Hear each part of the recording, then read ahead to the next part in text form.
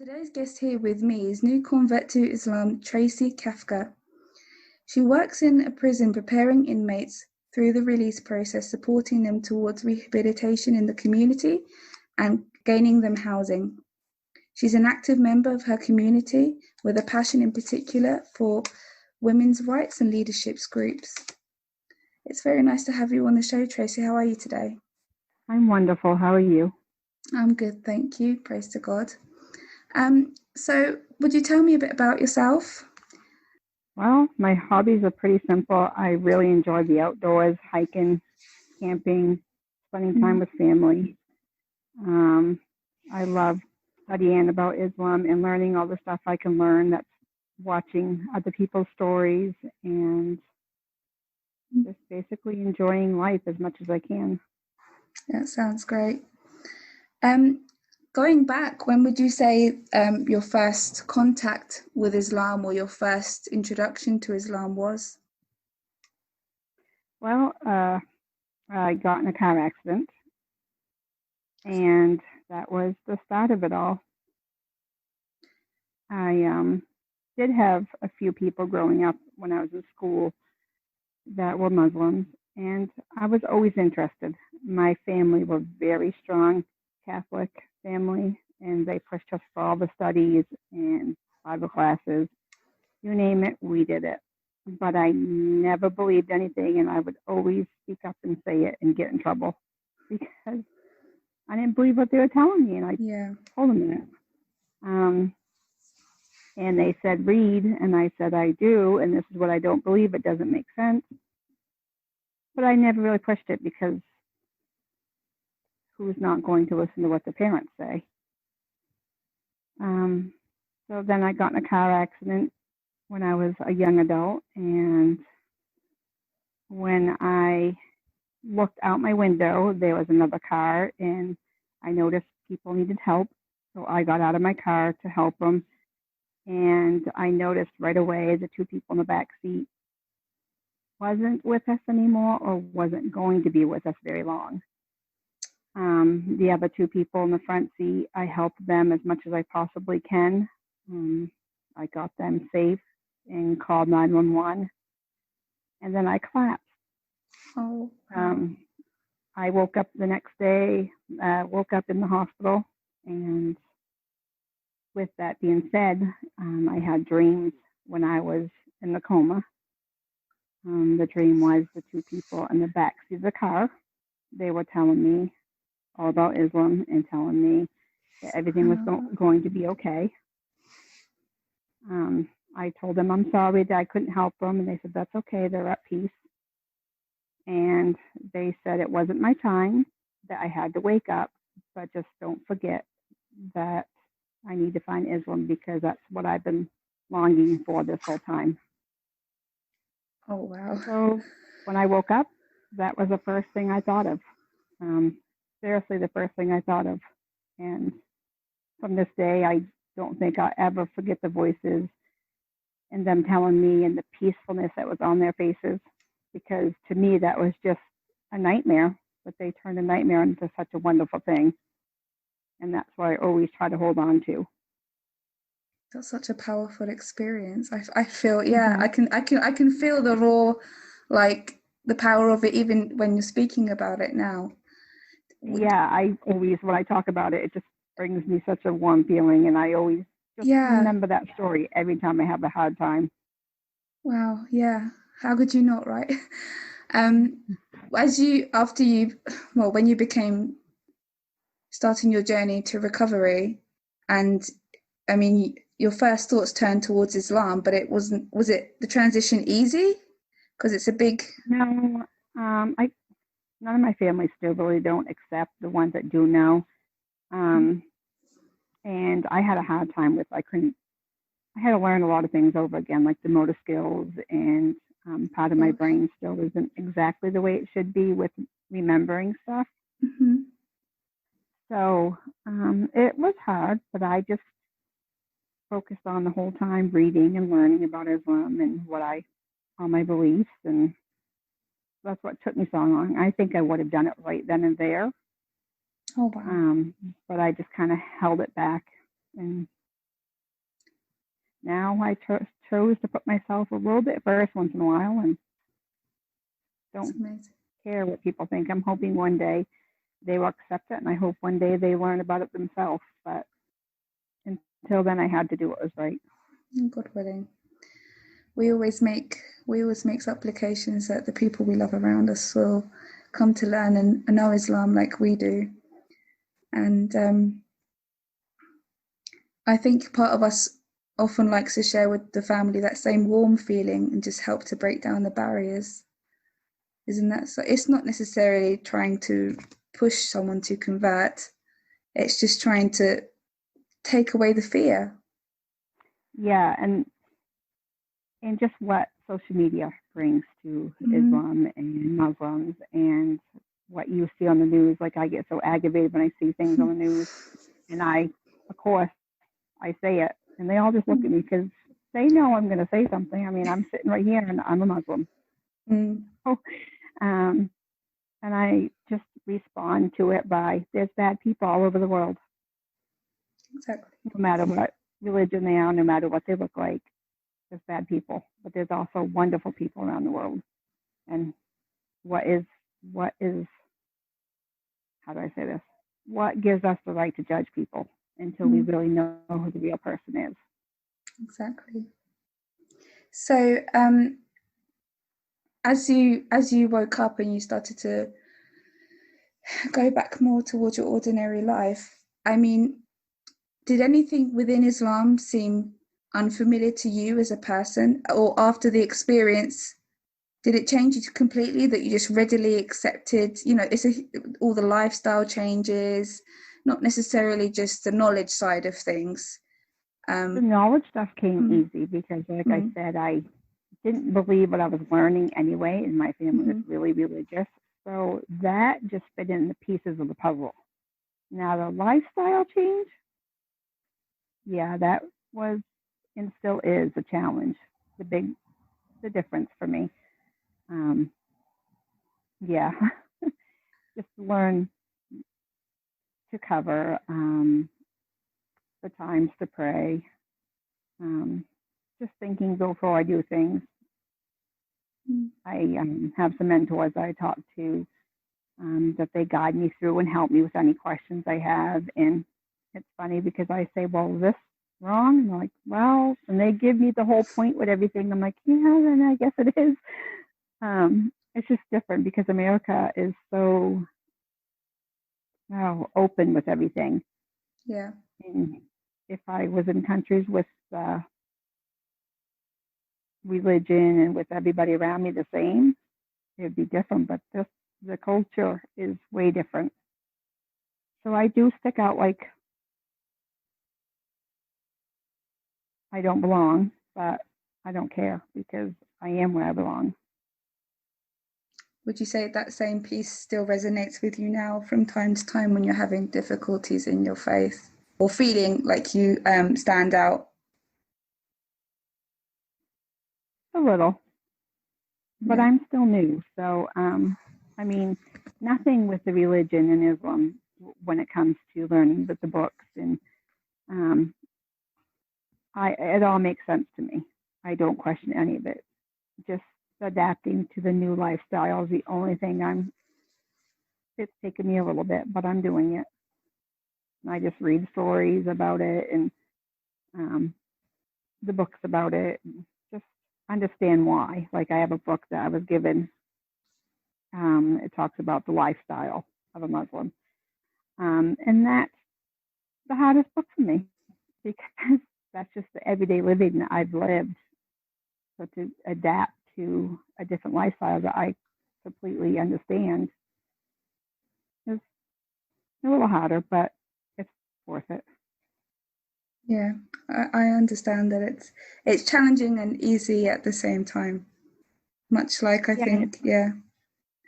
And I find that because I reached out to the mosque and stuff, and the closest one to me, and they have a web page. I went on and emailed them, and they had pictures of all of them together, the men and women, pictures of the women on the thing. And I mean, the first thing my mentor told me was, you don't want to share pictures and you don't want to do this. Mm. I'm like, oh, okay, see, different countries do things different. So trying to balance out what is acceptable and what's not, because really it's not all the same. Yeah. But it is the same if you follow the right path. What would you So as say long has been the most enjoyable, or what do you perceive will be the most enjoyable part as you integrate Islam in your life? I say just the peace. Just before I found Islam, I was always high strung about everything.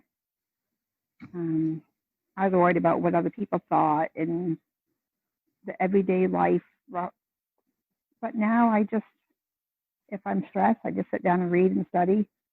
I try to appreciate things more. Believe it or not, every time after I pray, it just gives me a sense of reboot in my day. So I think that's what was the best thing. I just feel at ease, like I'm doing the right thing and I'm finally home. And before, I never felt like it. So I always felt like there was something wrong and I wasn't doing something right. Do you think that now you have any conflictions within yourself about your understanding of Islam?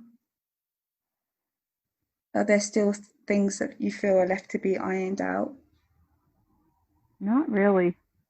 I was so surprised how natural it came to me. Like I said, I felt like I was trying to put a puzzle together my whole life. And finally, when Islam came to my life, I finally got to finish that puzzle. So the pieces that was missing was Islam. What would you say to someone who had not had any exposure to Islam at all and were kind of in a similar position to you before you had the accident? What advice would you give them?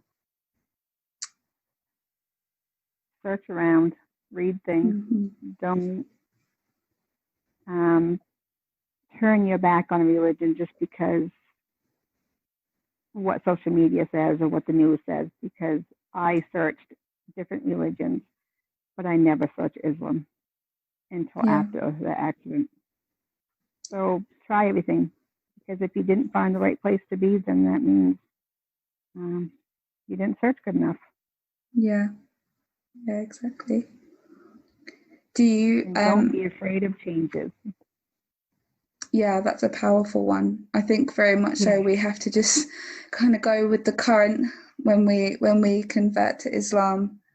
We just have to keep rolling with the changes. Yeah. Did you notice, like, I understand that where you're living now currently, there's a small Muslim population? I think the closest Muslim that I found was like 2 hours away from me. And but is there any kind of some that I don't know of? Yeah. Is there any way you can network, maybe perhaps online, or what would you say your main go-to for community is? Right now, I'm just talking. I found a few. How I found you is through the chat that I found someone, and they've been talking to me about it and helping me. Sisters and brothers. I reached out to the mosque here, the one not right here, but in Maine, and hoping that I could make a trip to them once in a while. And just one day, maybe I'll move where there's more, because I don't plan on staying here forever. I just got to make sure my kids are all set and life is that I'm going to travel. So that's powerful, that it's the pull is so much within you that you feel inclined to travel to. I mean, is it specifically because of that, or? Yes, I've never really wanted to travel, and I didn't really like traveling out of country. I I was in the military and I did enjoy doing that. I traveled, but that was with people. Me now, I can travel by myself and go find someplace like I said, a home, whether it's go visit a few different countries in a safe way or go to bigger cities that have other Muslim communities. It's very striking to me how I'm picking up on this, or it's coming across very strongly, how you've perhaps developed this trust in Allah, in God. Is that something you feel resonates with you? Yeah. Do you feel like you've had any negative interactions with the Muslim community or seen any negative behavior that might have made you question? No, I have not had any issue with the Muslim community whatsoever. Everybody's always been right there to help me, tell me when I'm doing something the wrong way, help guide me the right way, answer questions anytime I have them, and just talk to me if I want to talk for any reason. If I'm having a boring day or whatnot, they're there. It's almost like this instant family, right? Right. Suddenly, everywhere you go, you've got sisters and brothers all ready to chime in with their support. It's great.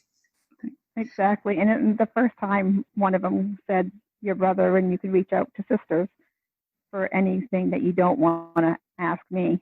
I thought, wait, yeah, this makes sense. See, and I do trust him like a brother, and it's weird. Yeah. How did you take your Shahada when you declared yourself as a Muslim?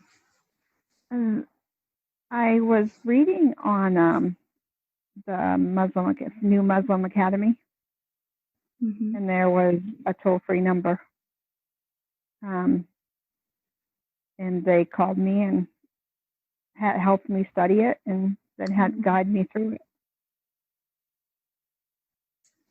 And what were your immediate, like your emotional reaction after you became a Muslim? Like I'm gathering that you already knew from when you woke up from your coma, but to actually officially be a Muslim, was it mixed emotions? Yeah. I was happy and tears come to my eyes, but then I was like, oh no, now I got to deal with my family and everything. But it's okay. Like I said, it's worth it. Have they, I mean, if you were to break down, what do you think their misconceptions mainly of, I wouldn't say you, but it's not you because they've known you and you haven't changed. You're still you. So what are the misconceptions perhaps that they have about Islam? I think it's more about the unknown. They think, this is the typical stuff that you read too. For one, they're scared of them because we did lose people in 9/11. Yeah. That we really cared about. And in their head, it was Muslims. The Boston bombing. Yeah. We also lost people there. So once again, in their heads, it was Muslims. I tried to explain to them, for one, if they were Muslims, they were bad Muslims. They wasn't really, wasn't following Allah at all. And there's bad people no matter what. If you do research, there's Catholics and Christians and people that don't believe in God at all that do things wrong, and we just have to not judge the person itself and just try to find the bigger picture of it. But that's just, they don't, also they think that they control the women because we are very pro women's rights. So they think me becoming Muslim is against what I've always believed in, women's rights. They don't see the big picture of why we cover or stuff like that. So I try to explain to them as much as I can, and hopefully one day they get it. Yeah. Do you think they've noticed any positive changes in you? Maybe they haven't commented, but subtly, perhaps. I think they have, but they won't comment right now. Yeah. They're very step back.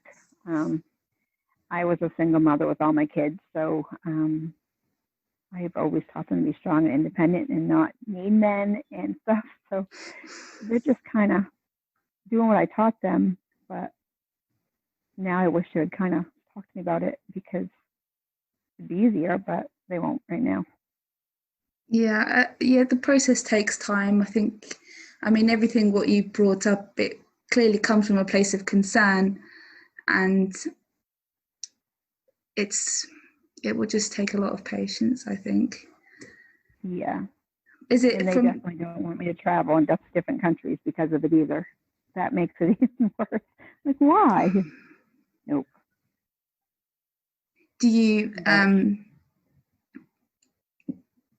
do you perceive there to be um like why specifically a Muslim country? Is it a country that you're willing to travel to, or you're planning to travel to, or just a more densely Muslim populated area? I would like to go to a few of the countries. I mean, of course, it takes time and money, but I will eventually.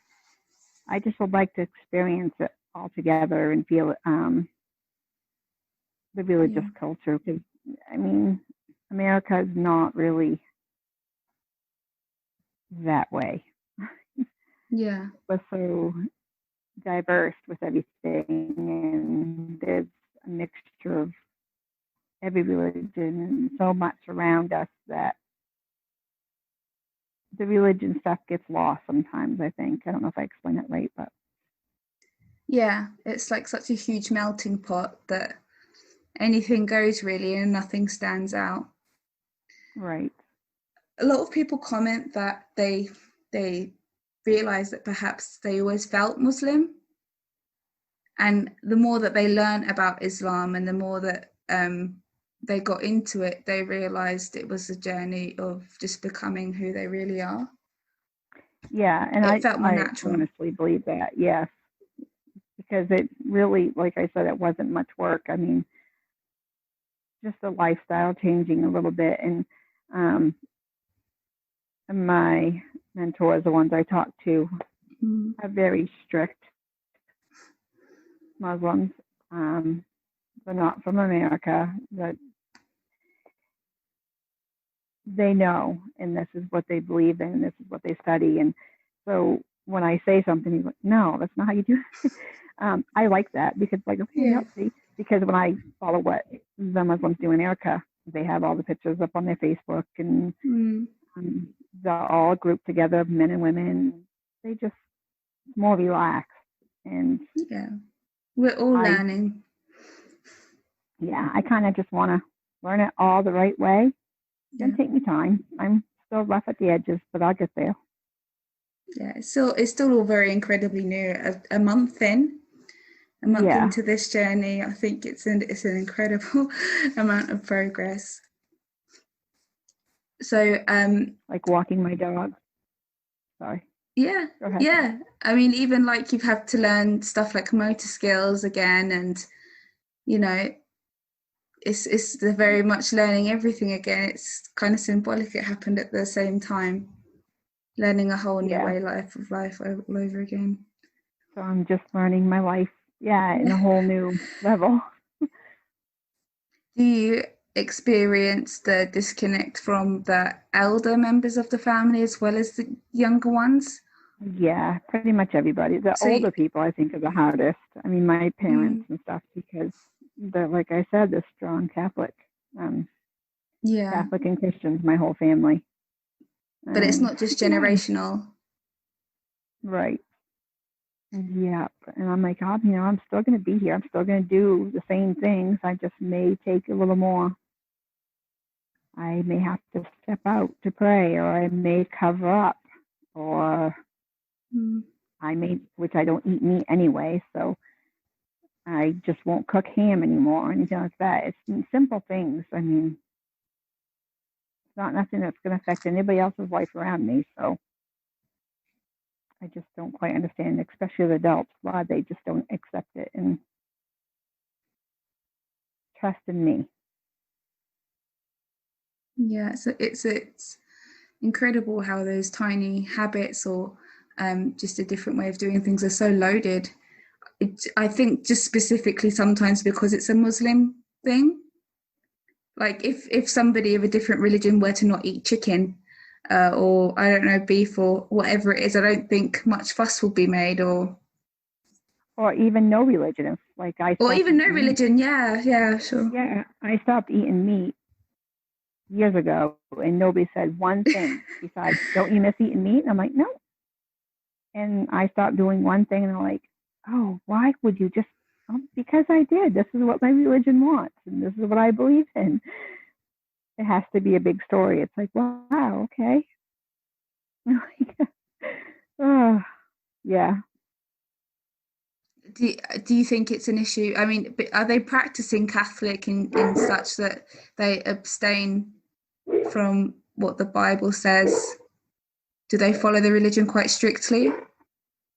My kids don't. They're kind of relaxed. I mean, they do the right thing and they go to church and stuff like that, but they're not really strict now. The elders, yes, they're really strict with their religion too. So it's like, okay, you're doing what you do, and I don't believe in it, and I don't judge you.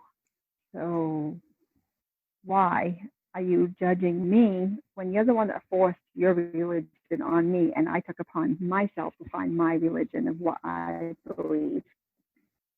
So just trust into me. But they're like, well, you believe in the wrong thing. You're wasting your time. And no, I'm not. And I said, I'm going to say this once. And you probably never heard me say this before, but no, you're the one that's studying the wrong thing. I said, trust me, this came to me on its own. There's got to be a reason for that. Yeah. I said, you guys know I always put up a fight saying that I didn't believe in everything. I always had something to say to the priest when he said something. I said, you guys knew that. I got in trouble for it and had to read the Bible all day. I said, but it never changed my mind, did it? Nope, I was stuck on the same things. I go, and now I know why, because in my eyes, it's not the right thing.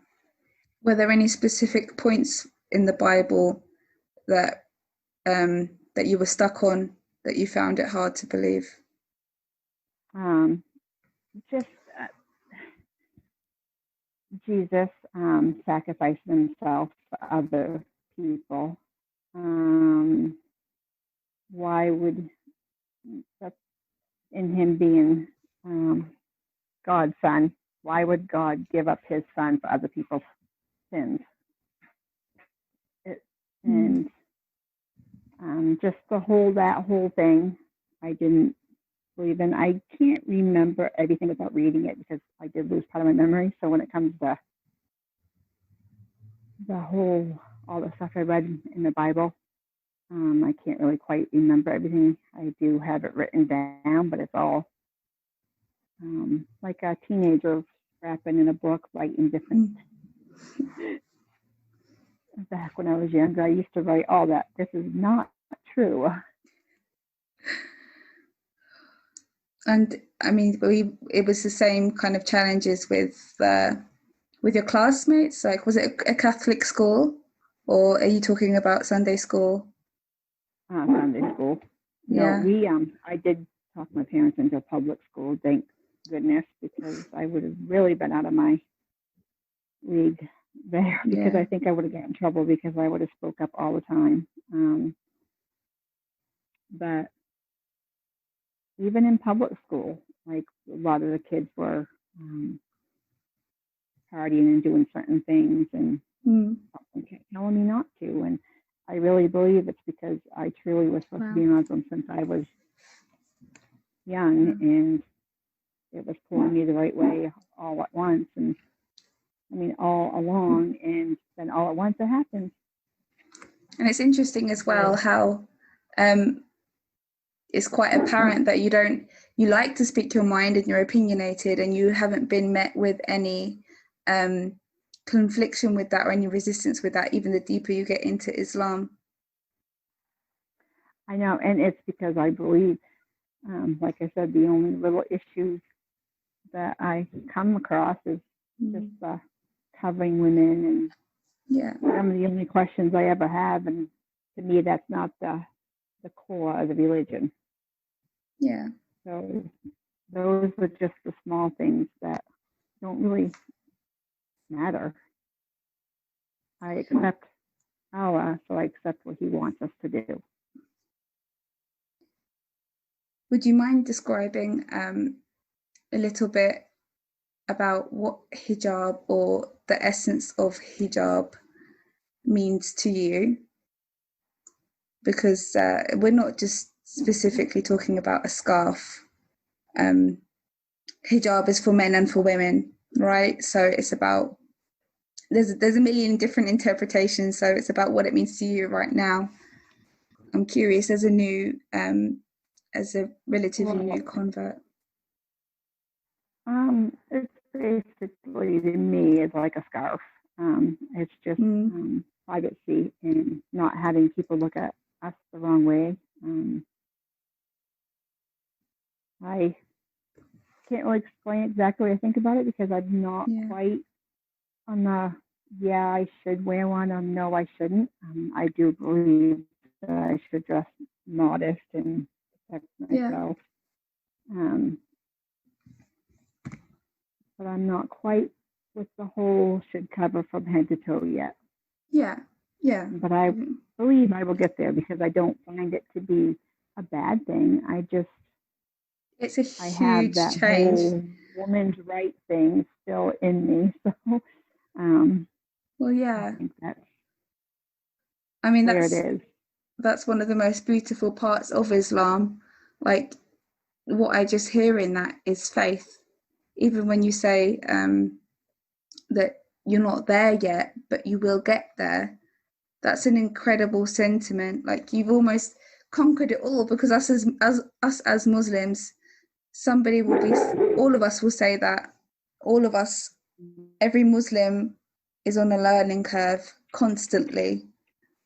But to have that faith, to have that faith and to have that trust is what keeps us on the upwards curve.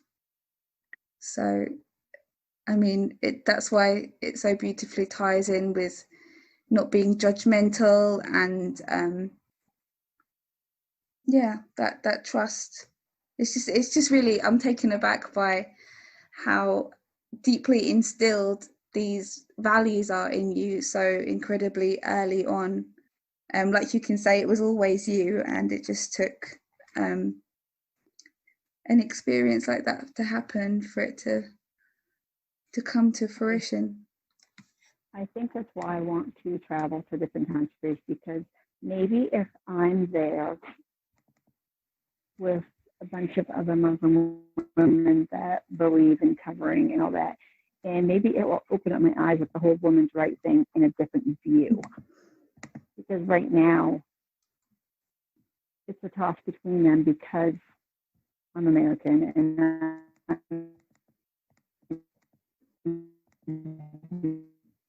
I've been part of the whole, how can I fit in? I mean, I've been this person, and always in a positive way, and I know that I am supposed to be Muslim, so how could those two things tie together? I mean, I have to maybe see the world in a different view. That's why I'd like to travel to different countries to see how they are with their life as Muslims and covered. And I think it's beautiful. I was reading a story about a lady that became Muslim, and she married a Muslim man from a different country, and right off, he wanted her to cover and didn't want her to go out after certain hours and stuff. And she goes, I thought I was going to have an issue with it. She goes, but my love and the way our connection with Islam together made it even stronger. She goes, I flew right into that. She goes, and I felt like I was home. And I honestly believe that's how I will feel when I'm around the right people. I mean, I have not really been around other Muslims, so I only see what my views were my whole life, which are always good attentions. But I got to look at through my eyes as a Muslim, and I'm trying to see all of it by covering and doing certain things certain ways. But when the only Muslims I have that I can see around me, they do things different than what I'm being taught. It's kind of confusing. Do you think there's space for to keep your culture within your practice of Islam? I mean, we're not trying to demonize any particular culture. It's just about, what makes it difficult for us to practice Islam. But away from that, you're still American. I mean, you were born and brought up as an American. I still think I could balance it, and that's what I need to try to figure out. But this is the learning curve. I will get there. Yeah. I will find a way to be a strong, independent American woman and be Muslim. That's it. Exactly. You can have your cake and eat it too. Right. I just got to make sure I'm doing things the right way. That's all. Exactly. And the whole thing about when we're making sure that we're living in a way that's pleasing to God, you can find that, no matter if you're isolated completely or you're in a Muslim country or society, you can still feel that same connection, because I don't know if you found it, but Islam was built around being accessible to everyone, everywhere, at any time. Is that something? Yeah. The community that I'm on with online, I found people that I really trust, and I'm telling you, no matter when I need them, they are there for me. And I even made a remark. I'm like, I know you never sleep because you're always here. So it's like they're always there, and they always guide me the right way. And I question certain things online. Of course, who doesn't? So I'm always like, okay, is this right? And I'm like, no, don't read that. Here, I'll send you websites that are good and books that are good. And so I like that. I got that comfort, and I can message somebody in an hour, and I usually get an answer. It seems like a really moving gestures of support. Yes, because I really don't have it around me, and I did, like I said, reach out to the nearest mosque and stuff. But I'm just trying to find me in the right way, because, and still, like you said, being American, because they are doing it more like the American way, but I don't want to be pushed to do it that way just because I'm American. I want to find my own way on the beliefs that I believe and that I learn, and then go from there. It's not necessarily synonymous, like you were saying about the incidents that happened at Twin Towers and the Boston bombings. Like, who said it's because they were Muslim? Who say that whatever bad behaviors we see within any community, it's because they're American. I think, yeah, you can definitely, it's important not to let go of your culture. You could just do it in your way, in Tracy's way. And I'm not one to be pushed to do things a certain way, so I will find my way in the right way. I do question, like I said, with my mentor, he's really strict. So when I say something, I'm like, no, you really shouldn't do it that way. No, okay. But he goes, but you're going to find your way. And he understands. But he gives me the reason why I shouldn't do it, and then he gives me what it says in the book and stuff like that. So, and he always gives me a fun example of, well, look at it this way. And I'm like, oh, it makes so much sense. Yeah. Like, you feel satisfied with that answer. Yeah. Yeah. And he always finds a American way to tell me, even though he's not American. He's like, okay, let me try an example. He's like, okay, yeah, you find me? It's like, yes. I think that's the incredible thing about Islam. It is, it's adaptable to pretty much anything. So, do you feel comfortable asking questions? And because there's a common misunderstanding that within Islam, you're pressured to not ask questions. You're pressured to basically just be complicit in whatever your local Muslims tell you, or your local imam, or the culture around you tells you. Yeah. With me, it's funny because when I got added into groups from him, I'm not kidding when I say hundreds of people message me and say, now I have to accept the messages, so I read it, and then most of them I just delete. I find myself not wanting to ask anybody because I found a sister and a brother that I completely trust. Yeah. And it's like, okay, I'm just going to listen to them because I don't want to be pulled a bunch of different ways. Of course. I have my culture that I'm trying to hold on to, plus going the right way. So if I have them guys plus my culture, we'll be okay. I'll figure it out from there.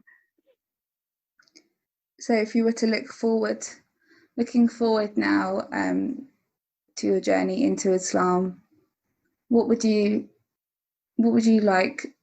How would you like to summarize it? Perhaps in a few key words or a statement. I can't wait until I'm at the point where people can ask me questions and I can answer it and help them find the right path. Oh wow, God willing, inshallah. I really, it's been a real pleasure to talk to you and find someone so passionate about Islam, and really it's just so authentic, and it's coming across all of the things that Muslims, whether they've been born Muslims or have converted for 50, 60 years, it's amazing how Allah all puts us on the same page if he wants us to be. See, that just made the hair on my arm stand up. So oh, I'm just emotional. I'm these big emotional people about it. So yeah, tell me about it.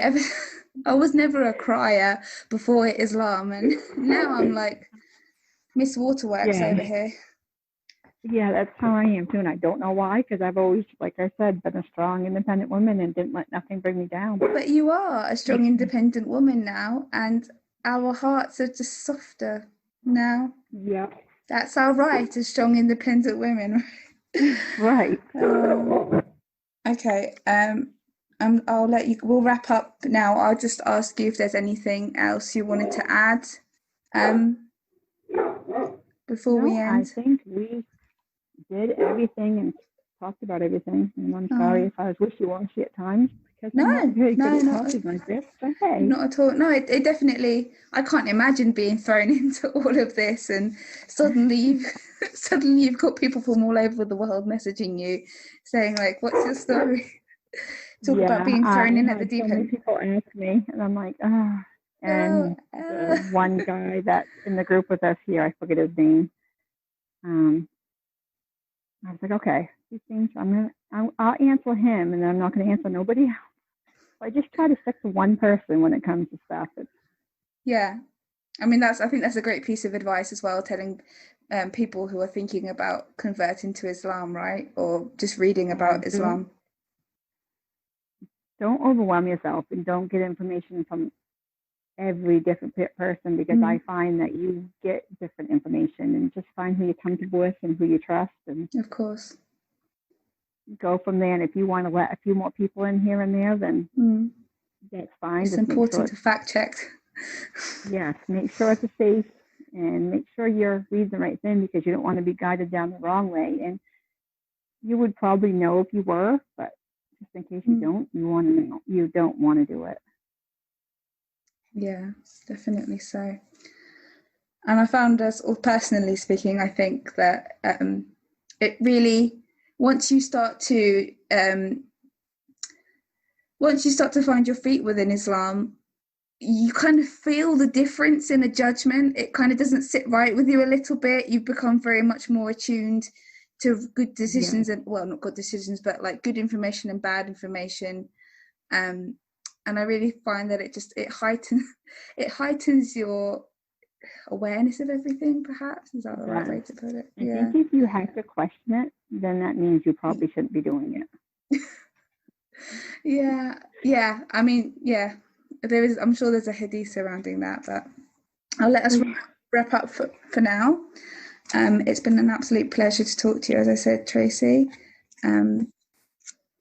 Peace and blessings upon you all. Assalamu alaikum wa rahmatullahi wa barakatuh. Thank you, and bless you.